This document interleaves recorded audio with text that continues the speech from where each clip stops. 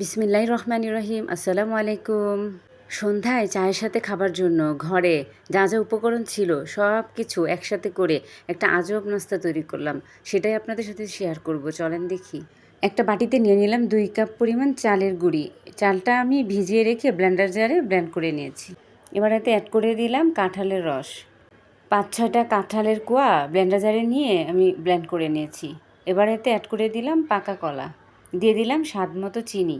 মিষ্টির ব্যালেন্স ঠিক রাখার জন্য দিয়ে দিলাম 1 চিমটি পরিমাণ লবণ, দিয়ে দিলাম হাফ কাপ পরিমাণ আটা। এবার হাত দিয়ে ভালো করে চটকে চটকে সবগুলোকে একসাথে মেখে নেব। হাত দিয়ে মাখলেই সবচেয়ে বেশি ভালো হয়, সবগুলো একসাথে মিক্স হয়।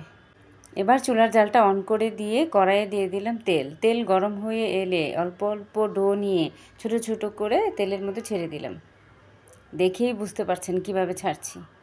এক পিঠ যখন হয়ে আসবে তখন উল্টে দিব। এভাবে সবগুলোকে লাল লাল করে ভেজে নিব।